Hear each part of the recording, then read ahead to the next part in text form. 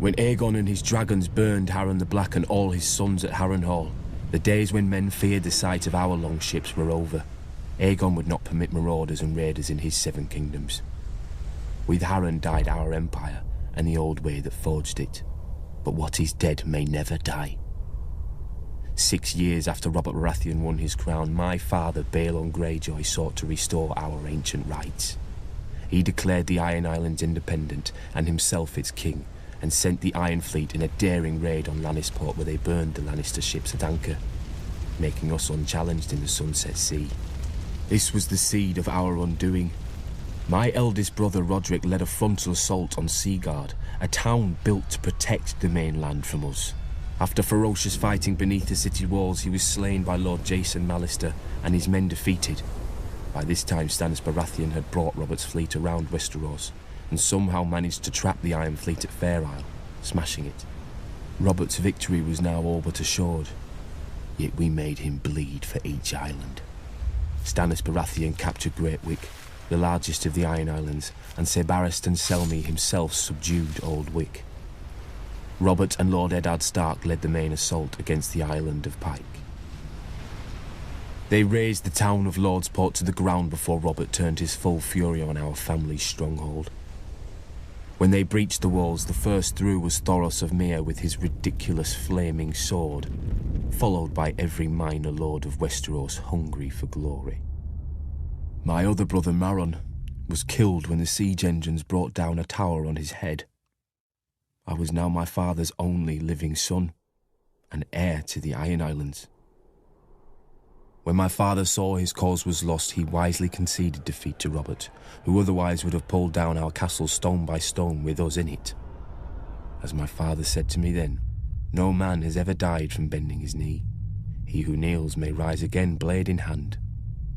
He who will not kneel stays dead, stiff legs and all.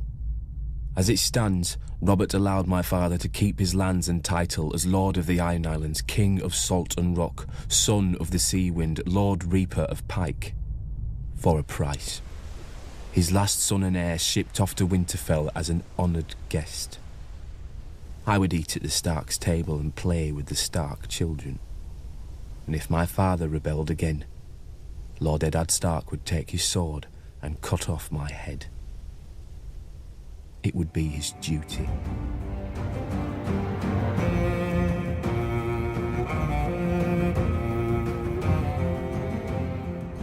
Though Robert had risked all our lives to win it, the Iron Throne bored him. He cared little for justice, and less for rule. If it weren't women or wineskin, he had no use for it. Without the stalwart Jon Arryn as Hand of the King, the challenge to Robert's crown would have come much earlier than it did. The Iron Islands have never lacked for treachery. They respect only strength, and honor is as foreign to them as the Seven. After 6 years, their ruler, Lord Theon Greyjoy, wagered that King Robert had not won the support of the great houses of Westeros, many of whom still named him usurper. Lord Theon declared the Iron Islands independent, and sent his Iron Fleet to Lannisport. Lord Tywin Lannister was careless, and the Ironborn caught and burnt his ships at anchor. Lord Theon and his reavers controlled the Sunset Sea. Robert then ordered me to succeed where his father-in-law, Lord Tywin, had failed. Beneath Robert's fury, I sensed relief. War he could understand. He would smash Lord Theon as he had Rhaegar. I raised Robert's fleet and sailed around Westeros to the Iron Islands. I set a trap for the Iron Fleet off Fair Isle. As sailors and warriors, the Ironborn are unparalleled. But they're not soldiers. They have no discipline, no strategy, no unity. In a battle, each man fights only for his own glory, and their longships are built for lightning strikes and shore raids. When the captains rushed in, I smashed their longships with our larger war galleys. The strength of the Ironborn is in their ships. With the Iron Fleet broken, I had assured Robert's victory. He could now transport troops and siege weapons to invade the Iron Islands. And contrary to Balon's hopes, Robert had plenty of both. I've never seen such allegiance as Robert could inspire in war. Enemies who tried to kill him one day would be drinking with him the next under their own fallen banners. In rebelling against the Iron Throne, Lord Balon did more than Robert ever could to cement his rule. When Robert came to the Iron Islands, he brought with him the full power of Westeros. Sir Barristan Selmy of the King's Guard led the assault on Old Wick, while I subdued Great Wick, the largest of the Iron Islands. But Robert saved the seat of House Greyjoy, Pike, for himself and Lord Eddard. Robert would later boast of the battle's bloodiness and how he could have torn down the island into the waves if Lord Balon hadn't bent the knee. But if I'd have led the assault, Balon's neck would have bent, under his sword. Because I do not forget, I do not pardon. His time will come. All their times will come.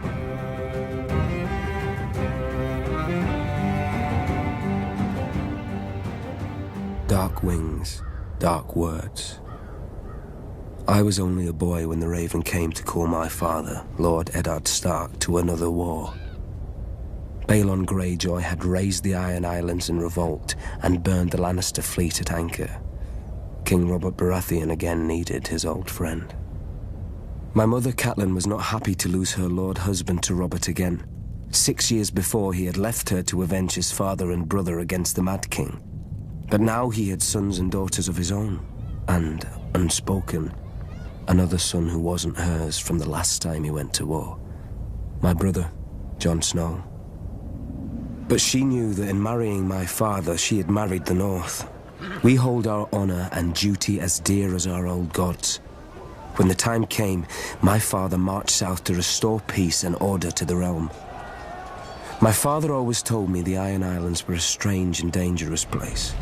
Its people, the Ironborn, keep neither the old gods nor the Seven, and despise all honest toil.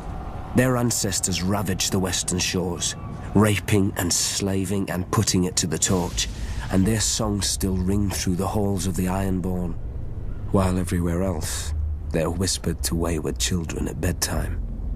Perhaps Lord Balon thought Westeros had not healed from the war against the Mad King, and was as fragmented and suspicious as the ancient kingdoms his forebears had terrorized. Robert's navy corrected him at Fair Isle when they smashed the Proud Iron Fleet. Robert and my father corrected him at Pike, his own castle, when they pulled down his towers and breached his walls. My father never liked to speak of his battles, but from other men I learned what transpired. Thoros of Myr was first through the breach with his flaming sword.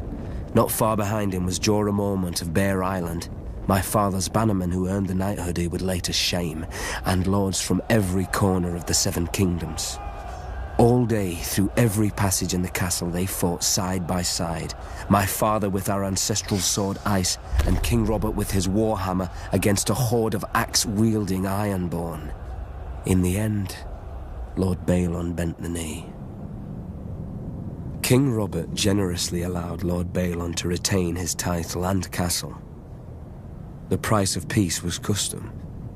The only son of Balon's to survive his foolish rebellion would be taken as a hostage against future treasons. My father even volunteered to foster the boy himself, I suspect, to make Theon Greyjoy a different man than his father, who would bring honor and duty to the Iron Islands when he returned as heir. So my mother's silent fear came true, and my father returned with another child. Theon ate with us, played with us, and fought with us. Once the great bond between my father and Robert Baratheon united the realm against a mad king and brought him to justice for his crimes. Now, another monster sits on the Iron Throne, and another debt of blood is owed my family. Theon is my murdered father's ward. I am my murdered father's son. Like my father and Robert, bound in blood, if not by blood, we are brothers.